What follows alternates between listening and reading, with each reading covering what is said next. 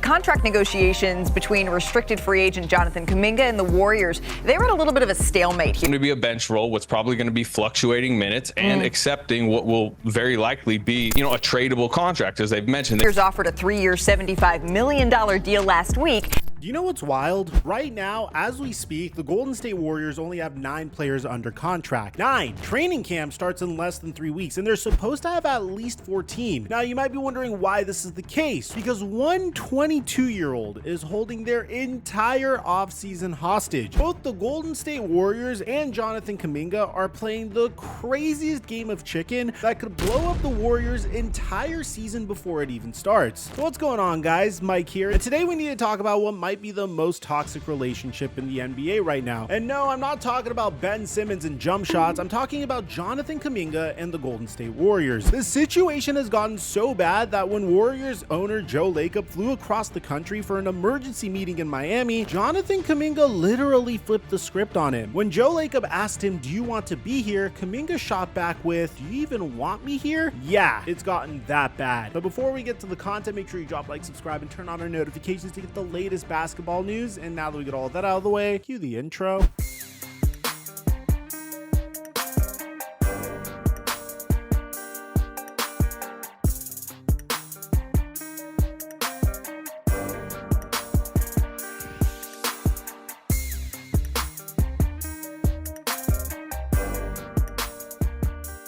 If you join my Discord group from the WAP link in the description down below, or you follow my Instagram stories, then you made a lot of money through Monday Night Football. I myself made $675, and PrizePicks still has that Travis Kelce free square. Bear in mind, we're currently 3 for 3 on free squares this year, and I'm going to give you my picks for Thursday Night Football in a second. First, to take advantage of this free square promo, use my promo code microphone when you sign up for PrizePicks to get $50 in lineups when you make a play of $5 or more. And then, bro, take these picks, trust me, because on Thursday Night Football, the Miami Dolphins, who are the 7th worst defense in stopping the run, take on the Buffalo Bills, who are the 2nd worst defense in stopping the run. So to take advantage of this, and to take advantage of the fact that PrizePicks lets you pick the same player for 2 different categories, I'm going with Devon Achane to get a touchdown and to rush for 55 yards at least. And at the same time, I have James Cook repeating his incredible Week 2 performance, getting at least 67 rushing yards and a rushing or receiving touchdown as well. Now remember, I post pics onto my Instagram story, and I have a dedicated Discord server that is locked in on making sure you get the best plays each and every week. They've been profiting each and every week. I'm going to leave a link to that in the description down below. And thank you, PrizePicks, for today's sponsor.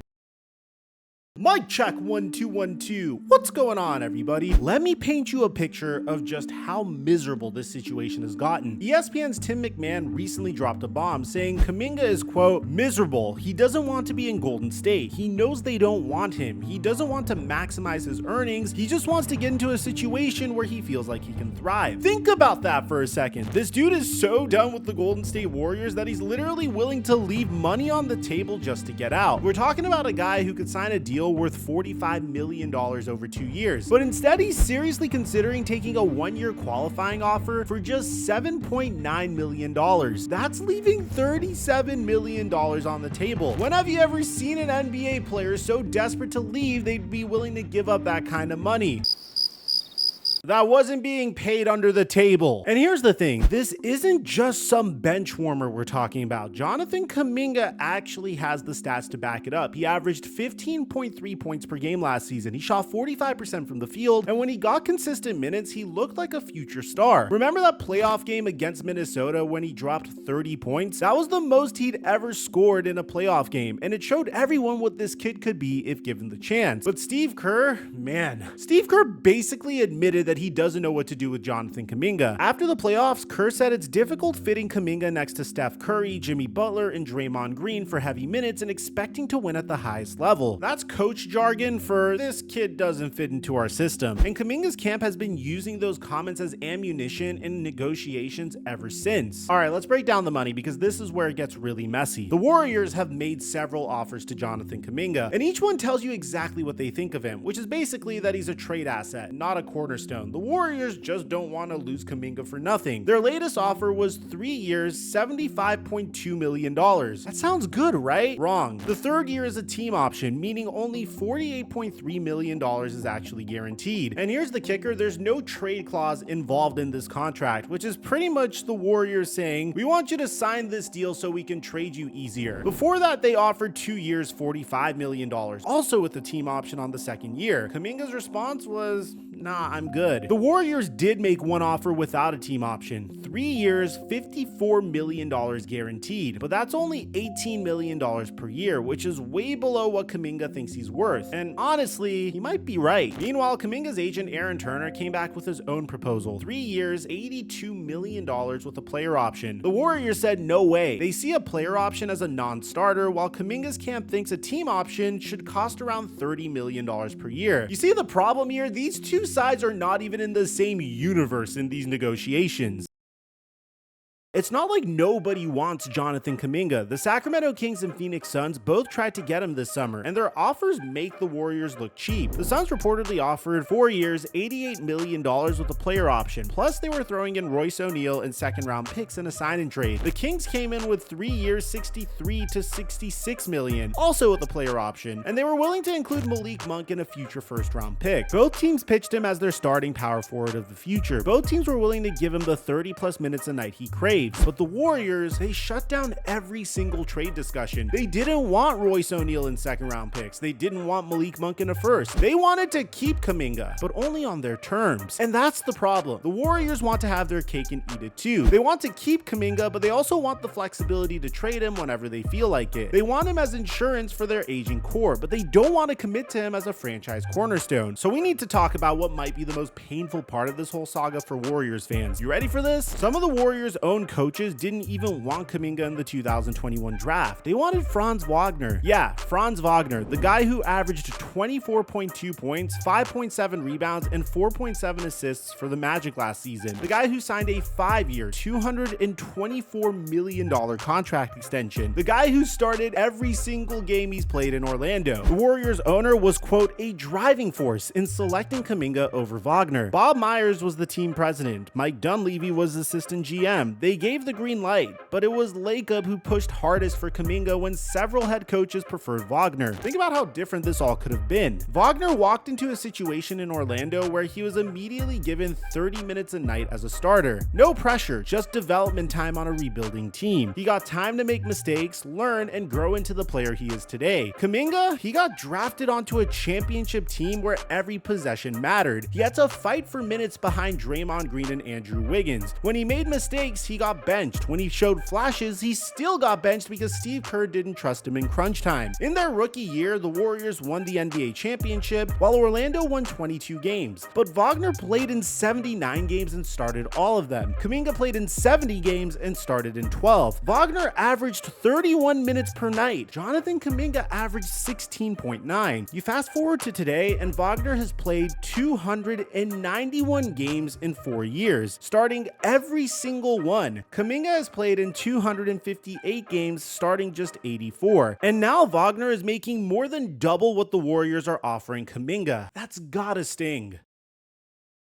Let's talk about Joe Lacob for a minute, because this dude is central to everything. He's the one who pushed for Kuminga in the draft. He's the one who reportedly blocked Kuminga from being included in trades. Remember when the Bulls wanted Kuminga for Alex Caruso? Joe Lacob said no. This past May, after the Warriors got bounced from the playoffs, Lacob and Kuminga were sitting courtside at a Golden State Valkyries game. Lacob asked Kuminga to keep an open mind about their future together. People saw them sitting together and thought everything was cool. Spoiler alert, it wasn't. Then in August, when negotiations completely stalled, Lacob literally flew from San Francisco to Miami for an emergency Monday morning meeting. 10 a.m. on the dot. The man had a Valkyries game to attend that night back in San Francisco, but this was urgent enough to fly across the country. That's when the infamous exchange happened. Lacob looked Kuminga in the eye and asked if he wanted to be there, and Kuminga, this 22-year-old kid, looked at the billionaire owner of the Golden State Warriors dead in the eye and flipped it on him. Do you even want me here? That question cuts deep because it gets to the heart of this whole mess. The Warriors say they want Jonathan Kuminga, but their actions say something else. They won't give him the role he wants. They won't give him the contract security he wants. They won't commit to him as a part of their future, but they also won't let him go to a team that will. So what happens next? Well, all signs point to Kuminga taking the qualifying offer. This is absolutely unprecedented. That's $7.9 million over 1 year. That would make him an unrestricted free agent next summer. This is basically the nuclear option for both sides. For Kuminga, it means betting on himself. He's banking that he can ball out this year and get a massive deal next summer when teams like Detroit, Brooklyn, and Washington have cap space. More teams are expected to have money next year compared to this summer's dried up market, but it's risky. The cautionary tale here is Nerlens Noel. Back in 2017, the Dallas Mavericks offered him 4 years, $70 million.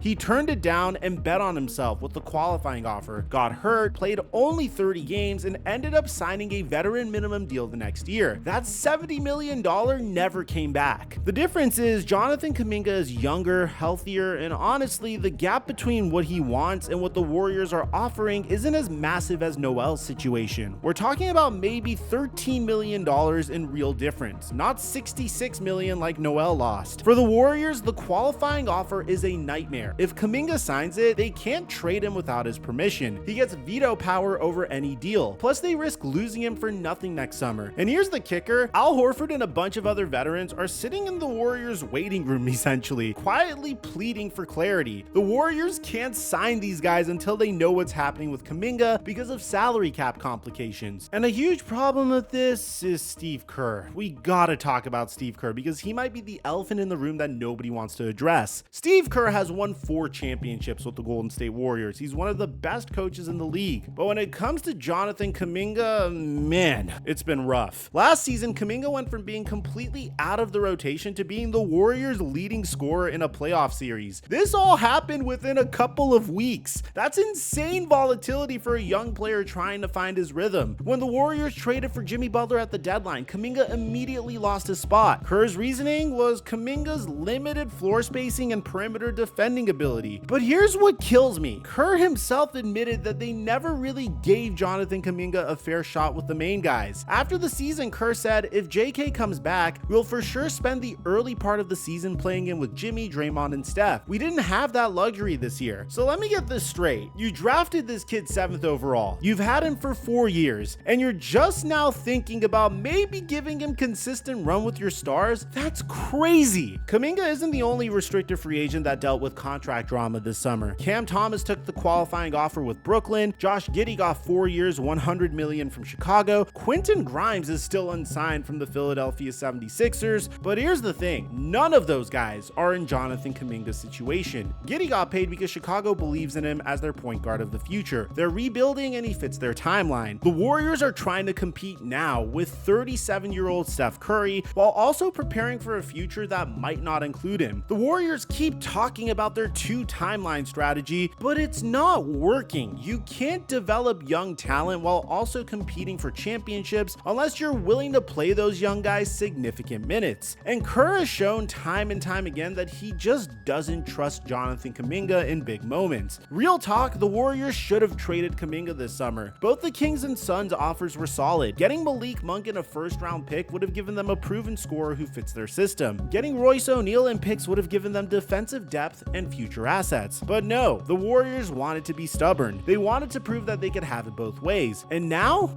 they're stuck. Training camp starts in less than 3 weeks and their roster is incomplete. The Warriors haven't made a single standard roster transaction this entire offseason because of the Jonathan Kuminga situation. They're the only team in the NBA that can say that. Think about how embarrassing that is for a franchise that's supposed to be competing for championships.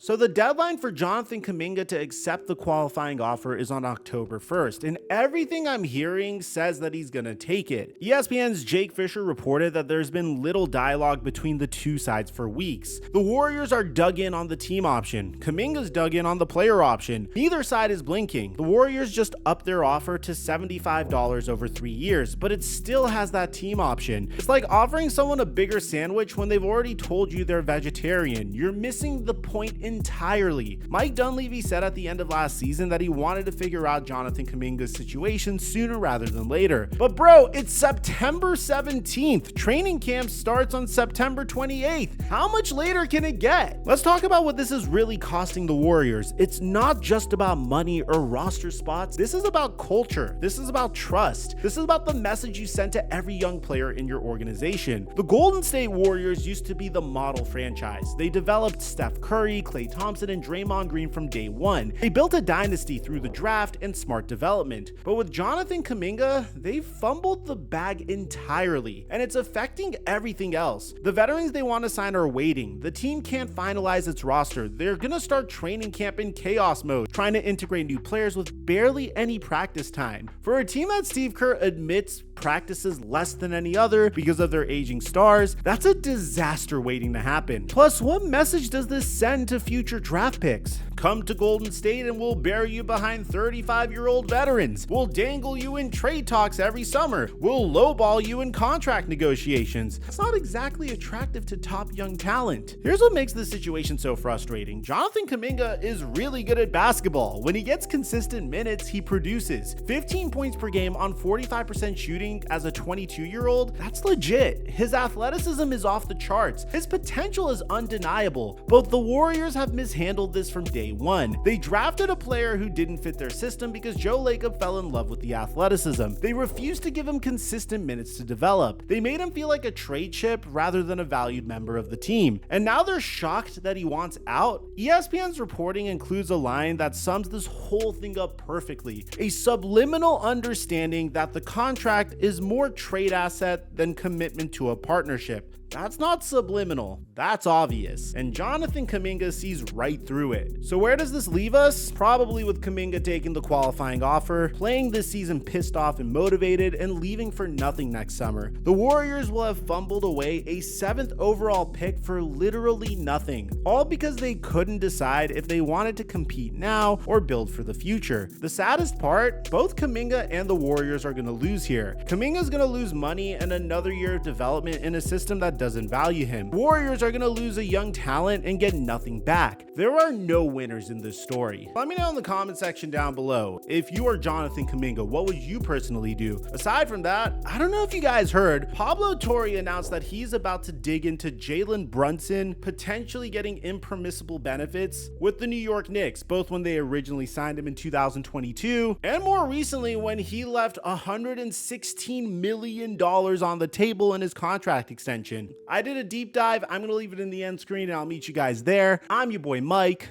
and I'm dropping our mic until our next upload.